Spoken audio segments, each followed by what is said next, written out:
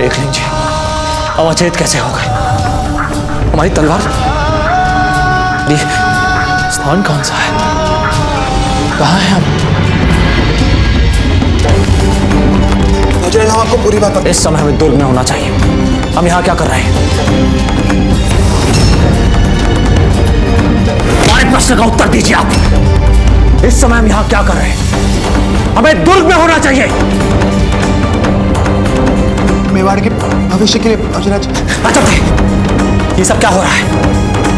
इस समय हमें दुर्ग पे होना चाहिए। हम यहाँ क्या कर रहे हैं?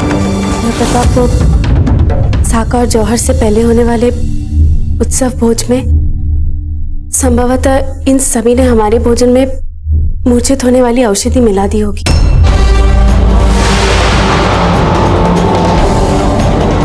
और इसीलिए हम मूर्छित हो गए। संभवतः हमें यहाँ पर लाया गया और अब लगता है कि चित्तौड़ क्या? चित्तौड़ और शत्रु के हाथों जा चुका।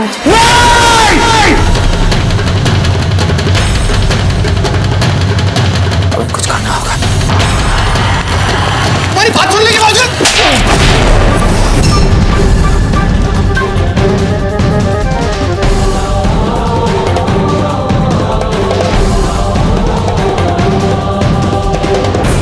आचार्य जी, हम एक बार आपसे फिर कह रहे हैं कि इस समय किसी वैद्य को ढूंढने जाना मतलब अपने प्राणों का संकट मोल लेना है।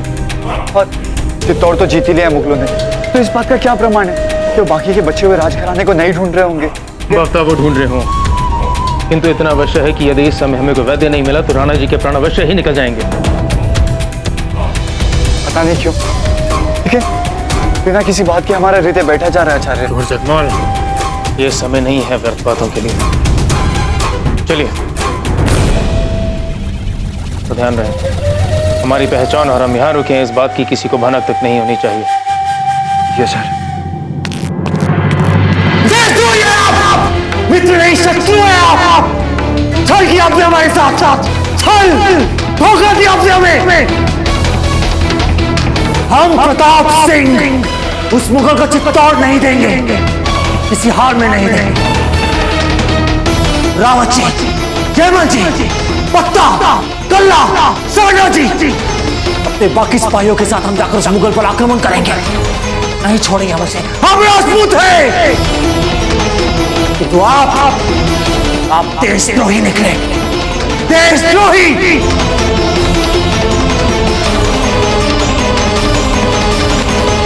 कोई नहीं बचा हुआ बाबूजी राज, कोई नहीं बचा। किसे एकत्रित कर अब आक्रमण करने जा रहे हो? किसे बचाने जा रहे हो बाबूजी राज? साका हो चुका है बाबूजी राज।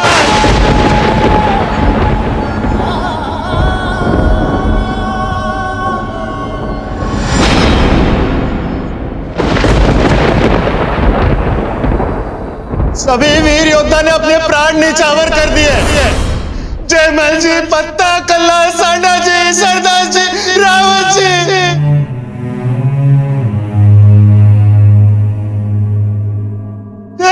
सभी ने अपने प्राण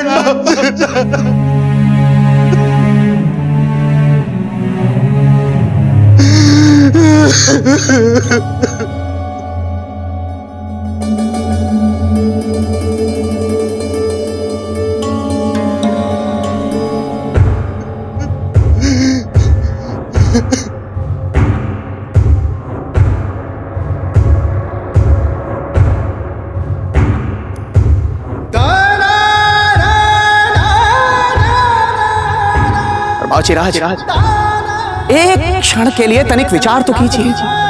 यदि किसी परिस्थिति में हमें पराजय का सामना करना पड़ा तो बाबूजी राज, हम इस आस में तो मर सकेंगे कि आप जीवित हैं, मेवाड़ नरेश जीवित हैं। अर्थात बाबूजी राज, यदि हम सब मिट जाएं, फिर भी आप और राणा जी मिलकर हमारे इस मेवाड़ को उस क्रूर जलालुद्दीन अकबर के हाथों से स्वतंत्र करवा सकेंगे। कुंवर प्रताप, जिस प्रकार आप अपने से अधिक शक्तिशाली शत्रुओं को अपने अदम्य साहस और पराक्रम से परास्त किया है, मैं भी बस वही कर रहा हूं और समय आने पर ये बात मैं सिद्ध करके दिखाऊंगा। कुंवर प्रताप, यहाँ सब कुछ देखते समझते हम आपको अपने प्राण संकट में डालने नहीं दे सकते। यहाँ तक आपके साथ में आकर फिर यहाँ से वापस लौट जाना, हम क्या मुंह दिखाएंगे अपनी जीजा को? हमने अपनी जीजा को वचन दिया था कुंवर प्रताप कि सदैव उनके सुहाग की रक्षा करेंगे। कैसा है कुंवर प्रताप? ये समस्त राजपूताना हमारी मातृभूमि है कुंवर प्रताप, और जब कोई संतान अपनी माँ की रक्षा करती है तो वो अपना कर्तव्य पूरा करती है, और कर्तव्य ऋण से कहीं आगे कहीं ऊपर होता है।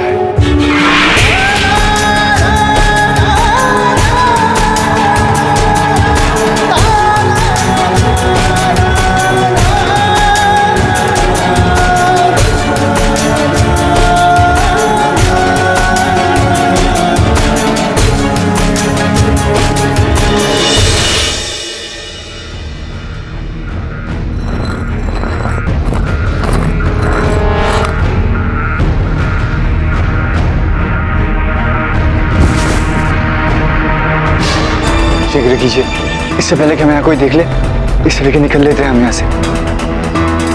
और जगमल, आप सारी जड़ी बूटियां और औषधियां एकत्रित कीजिए।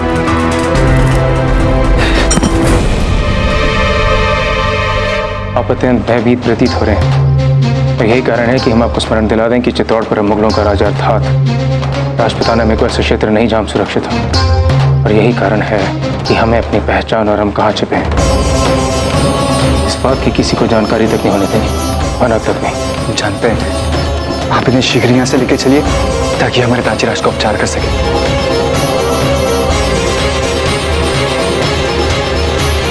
चलिए। रुको।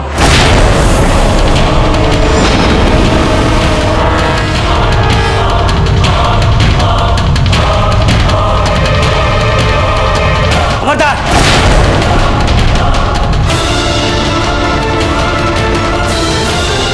अगर भागने के लिए एक भी पग आगे बढ़ाए ना, हम प्राण ले लेंगे आप सबकी। आप इससे पहले हमें अपने भाले से मारे, हमारी बात सुनिए। नहीं, अरे क्या नहीं, देखिए हमारी बात ध्यान से सुनिए। हम कुंवर जगमाल है, राणा उदय सिंह के पुत्र। हमारे दाजीराज का स्वास्थ्य ठीक नहीं है, इसीलिए हम इन वैद्य जी को लेने आए यहाँ से ताकि उनका उपचार कर सके। इसलिए हम आप सबको समझा रहे हैं कि हमें कोई हाथ नहीं लगाएगा। समझ में आया? घेर लो इन्हें। रुकिए, देखिए विश्वास कीजिए हमारा, हम संकट में कभी झूठ नहीं बोलते। यदि तुम उदय सिंह के बेटे हो तब तो तुम्हें यह भी पता होगा कि कहाँ छिपे हैं वो। कुछ नहीं जानते, ये कुछ नहीं पता इन्हें। मालूम है, हमें पता है। और यदि आप लोग हम पे विश्वास नहीं है तो चलिए हमारे साथ, हम ये सिद्ध कर देंगे। घेर लो चारों तरफ से।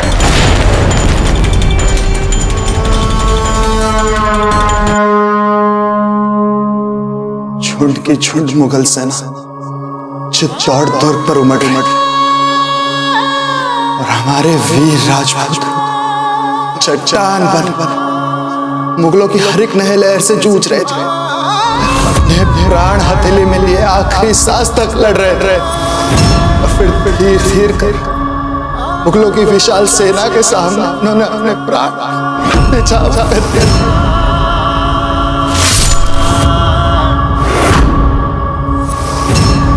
वीर पत्ता तो अंतिम सांस तक लड़ रहा था, अपने शरीर में रक्त की अंतिम बूंद तक लड़ता गया। फिर मातृभूमि के लिए उसने भी अपने प्राण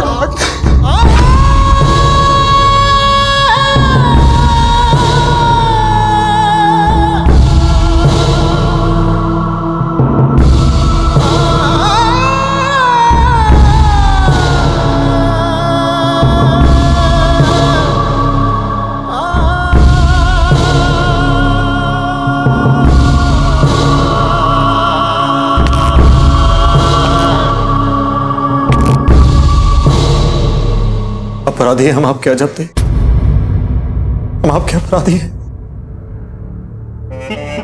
अपराध किया है हमने, मेवाड़ के हर उस नागरिक के अपराधी हैं जिसने हम पर इतना विश्वास किया, एक अटूट विश्वास। अपराधी हैं हम। अपने वीर सैनिक, सामंत, सिपाही सबने हम पर इतना भरोसा किया। अपराधी हैं हम। छोड़ा हम उस मुगल की विशाल सेना के सामने लड़ते लड़ते वीर गति प्राप्त करने के लिए। अपराधी हुए ना हम, हुए ना अपराधी। और एक घनघोर अपराध भी किया हमने कि आपके भाई पत्ता को छोड़ा है वहां लड़ते लड़ते मरने के लिए। अपराधी है हम अजब देख, हम अपराधी हैं। नहीं गौर प्रताप, ऐसा मत कहिए, ये सच नहीं। यही सच है, यही हमारे जीवन का सबसे बड़ा और कटु सच है। हाँ चक्रपाणी, जिसे हम कभी नहीं नकार पाएंगे, कभी भी नहीं। थोड़ी सी असावधानी क्या हुई, थोड़ी सी असावधानी, हमारे वीर सेनापतियों ने हमें अचेत करके दुर्ग से बाहर भेज दिया। थोड़ी सी असावधानी। हमें पता होना चाहिए था कि हमें जीवित रखने के लिए भी कुछ भी करेंगे, कुछ भी। क्यों नहीं ध्यान दिया हमने प्रताप सेना? अपने ध्यान क्यों नहीं दिया? हम सावधान क्यों नहीं रहे? क्यों नहीं? क्यों हमारे दुर्ग में साका हो गया और हम यहां खड़े होकर समाचार सुन रहे हैं?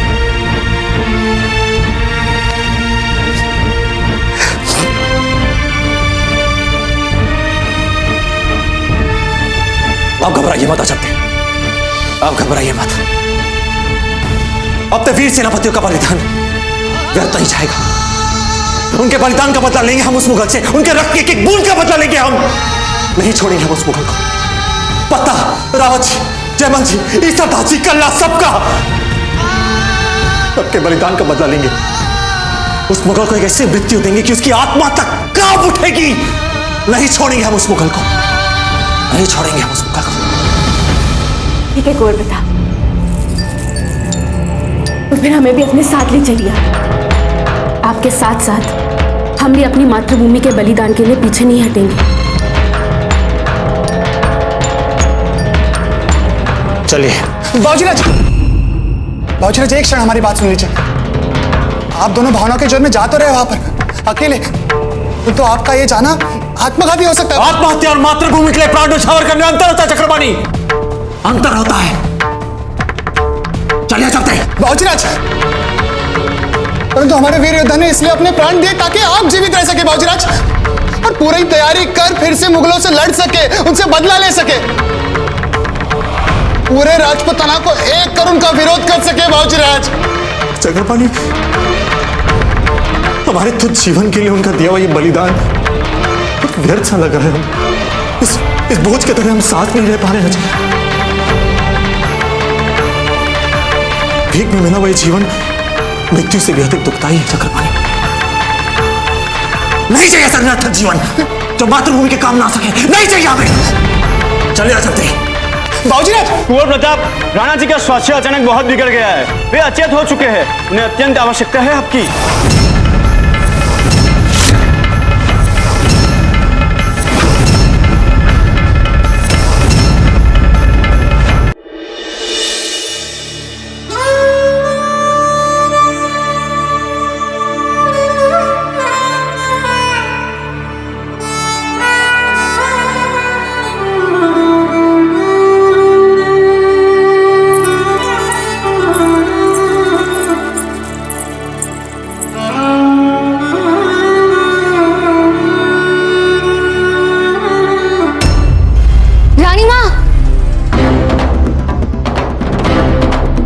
क्या बात है जान, यहाँ आके देखिए।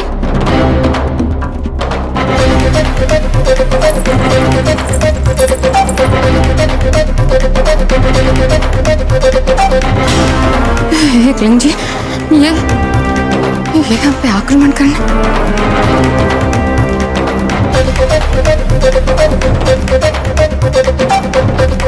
बड़े रानीमा, हम रक्षा करेंगे शिविर की और बड़े दाजियाज की।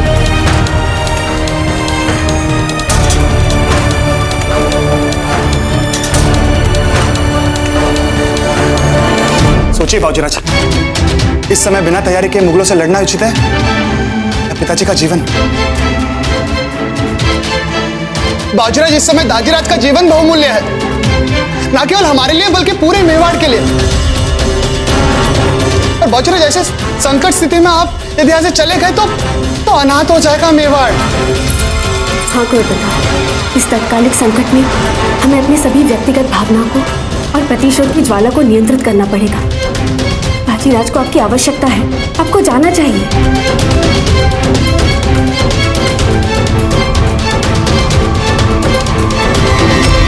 चलो अभी लोग सतर्क रहो।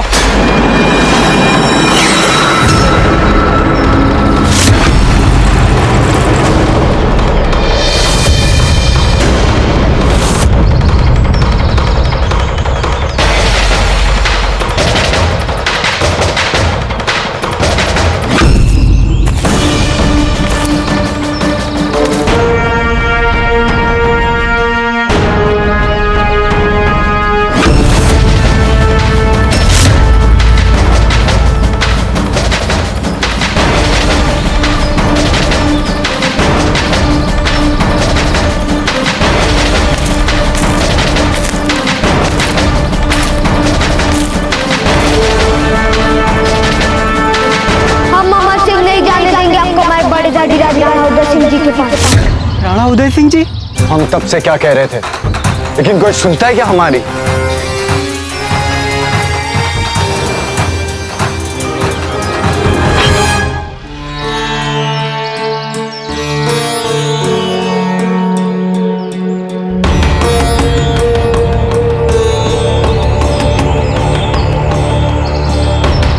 क्षमा कर दें आचार्य जी, हमसे अनजाने में बहुत बड़ी भूल हो गई।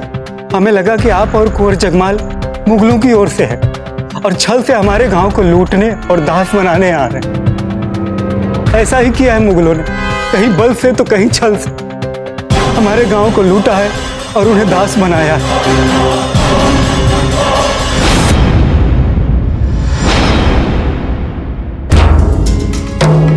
अब जाइए यहां से।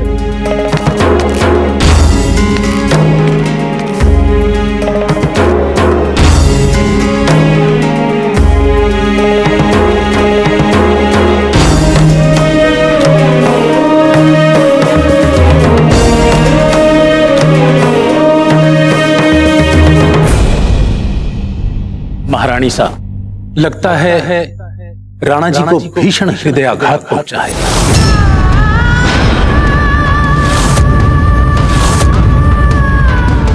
और इसलिए जब तक फिर से इनकी चेतना लौट नहीं आती, कुछ नहीं कहा जा सकता।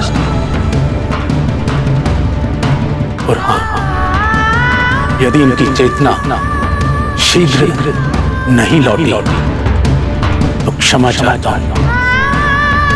जीवन की आस बहुत क्षीण है।